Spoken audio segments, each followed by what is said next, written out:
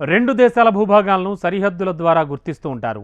ప్రపంచ దేశాలు ఆ సరిహద్దుల్నే ఫాలో అవుతూ ఉంటాయి కూడా. కానీ సముద్రంలో వివాదం ఉంటే నడి సంద్రంపై హక్కులు తమవంటే తమవే అనే వాదనలు వస్తే ఈ సమస్యకు సొల్యూషన్ అంత ఈజీ కాదు. గత కొన్నేళ్లుగా దక్షిణ చైనా సముద్రంలో అలాంటి వివాదాలే కొనసాగుతున్నాయి.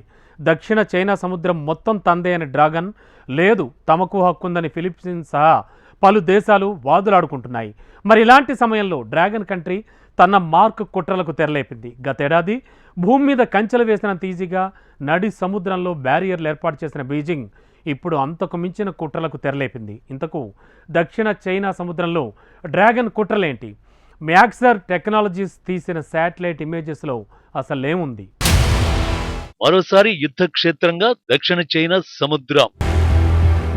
సముద్రంలోనే బ్యారియర్ వేసిన జిన్పింగ్ సర్కార్. దక్షిణ చైనా సముద్రంపై ఈ స్థాయి కుట్రలు ఎందుకు? దక్షిణ చైనా సముద్రంపై జిన్పింగ్ సర్కార్ పట్టు బిగిస్తోంది. గత కొంతకాలంగా దక్షిణ చైనా సముద్ర తీర దేశాలతో కయ్యానికి కాలు దువ్వుతున్న డ్రాగన్ కంట్రీ ఇప్పుడు ఏకంగా ఆ సముద్రాన్ని మింగేయడానికి ప్రయత్నాలు మొదలుపెట్టింది. గత ఏడాది సెప్టెంబర్లో దక్షిణ చైనా సముద్రంలో తేలియాడే కంచెను ఏర్పాటు చేయడం ద్వారా అన్ని దేశాలను ఉలిక్కి పడేలా చేసిన బీజింగ్ ఇప్పుడు అవసరానికి తగ్గట్టుగా వ్యూహాలు మారుస్తూ ఫిలిప్పీన్స్ సహా ద్వీప దేశాలపై బెదిరింపులకు దిగుతోంది. ఫిబ్రవరి 2న మ్యాక్సర్ టెక్నాలజీ సంస్థ డ్రాగన్ కుట్రల్ని బయటపెట్టింది.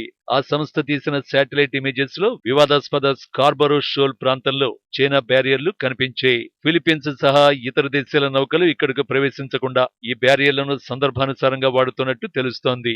వాస్తవానికి గత ఏడాది శాశ్వతంగా ఉండేలా ఫ్లోటింగ్ బ్యారియర్లు ఏర్పాటు చేసింది బీజింగ్. కానీ అంతర్జాతీయ సమాజం ఒత్తిడితో ఆ తర్వాత వాటిని తీసేసింది. ఇప్పుడు మరోసారి అవి కుట్రలు చేయడం సౌత్ చైనా సముద్రంలో ఉద్రిక్తతల్ని పెంచుతోంది. మరోవైపు 2023లో తమ దేశ నౌకల్ని చైనా బోట్లు 15 సార్లు రేడియో సెట్లలో హెచ్చరించినట్టు ఫిలిప్పైన్స్ ఆరోపించింది.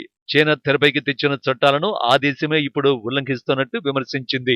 ఇదే సమయంలో చైనాకు చెందిన భారీ నౌకలు తమపై నిఘా వేశాయని ఫిలిప్పీన్స్ మత్స్యకారులు సైతం ఆరోపిస్తున్నారు. కానీ చైనా మాత్రం ఫిలిప్పీన్స్ కోస్ట్ గార్డు ప్రతినిధి ప్రకటనను, జాలర్ల ఆరోపణల్ని ఖండిస్తోంది. పైగా దక్షిణ చైనా సముద్రంలోని వివాదాస్పద స్కార్బరో షోల్ వద్ద తేలియాడే కంచె ఏర్పాటు చేయడం అవసరమని వాదిస్తోంది. ఈ ప్రాంతంలో తరచూ ఫిలిప్పీన్స్ నౌకలు చొరబడుతున్నాయన్న బీజింగ్ ఇది పూర్తిగా తమ ప్రాంతమని సంచలన ప్రకటన చేసింది. 2023లో కూడా తమపై ఫిలిప్పీన్స్ కేవలం రాజకీయ ఆరోపణల కోసం నిందలు మోపుతోందని ఆరోపించింది. అయితే దక్షిణ చైనా సముద్రంపై డ్రాగన్ ఎందుకింతగా ఫోకస్ చేస్తోంది? నిజానికి దక్షిణ చైనా సముద్రంలో చిన్న పెద్ద కలిపి సుమారు 250 వరకు దీవులుంటాయి. ఆటుపోట్ల కారణంగా కొన్ని దీవులు కొన్ని నెలల పాటు నీటిలో మునిగి ఉంటాయి, కొన్ని పూర్తిగా మునిగే ఉంటాయి. ఈ ప్రాంతం హిందూ మహాసముద్రం, పసిఫిక్ మహాసముద్రం మధ్య ఉంటుంది. దీని చుట్టూ China, Taiwan, Vietnam, Malaysia, Indonesia, Brunei, Philippines దేశాలు ఉంటాయి. దాదాపు అన్ని దేశాలు ఈ ప్రాంతంలో తమకు కూడా వాటా ఉందని ప్రకటించుకున్నాయి.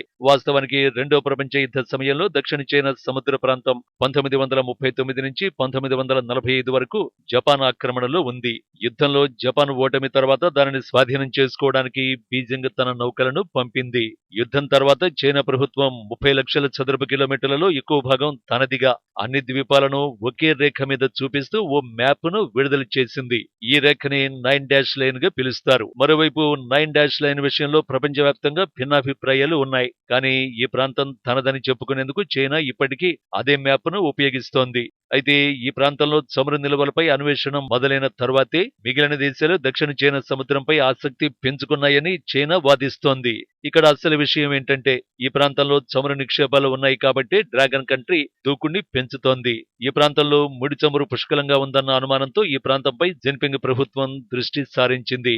అయితే దక్షిణ చైనా సముద్రంలో ఆ స్థాయి చమురు నిక్షేపాలు ఉన్నట్టు ఇంకా తేలలేదు. కానీ ఇక్కడ 30,000 రకాల చేపలు ఉన్నట్టు నివేదికలున్నాయి. ప్రపంచవ్యాప్తంగా చేపల ఉత్పత్తిలో 15% దక్షిణ చైనా సముద్రంలోనే జరుగుతుంది.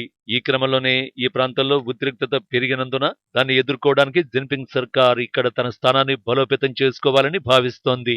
అందులో భాగంగానే ఇలా ఫ్లోటింగ్ ఫెన్సింగ్ వంటివి నిర్మిస్తూ ఇతరులను దక్షిణ చైనా సముద్రంలోకి రానివ్వడం లేదు. ఇదిలా ఉంటే దక్షిణ చైనా సముద్రంలోని పారాసెల్స్, పాటాలి, ఫైరీ, మిస్చిఫ్, సుబి, వుడి ద్వీపాలను విస్తరించడానికి, అక్కడ సైనిక స్థావరాలు, ఓడరేవుల్ని నిర్మించడానికి డ్రాగన్ కంట్రీ తీవ్ర ప్రయత్నాలు చేస్తోంది. ఇటీవలే కీలకమైన ట్రైటన్ దీవిలోనూ సైనిక స్థావరం నిర్మించే ప్రయత్నాలు మొదలుపెట్టింది. దీనికి సంబంధించిన శాటిలైట్ ఫోటోలు కూడా వెలుగులోకి వచ్చాయి. తద్వారా ప్రపంచంలోని భారీ మత్స్య వనరులు, అత్యంత రద్దీగా ఉండే సముద్ర మార్గంపై తన అధికారాన్ని నిలబెట్టుకుని ఈ ప్రాంతంలో తానే ఏకైక ప్రధాన శక్తిగా మారాలని ప్లాన్ చేస్తోంది బీజింగ్. ఇందులో భాగంగానే ఇప్పటి వరకు ఫిలిప్పీన్స్ వంటి దక్షిణ చైనా తీర దేశాలతో కవ్వింపులకు దిగుతూ వచ్చిన డ్రాగన్ ఇప్పుడు ఏకంగా ఫ్లోటింగ్ ఫెన్సింగ్ అంటూ యాక్షన్ మార్చేస్తోంది.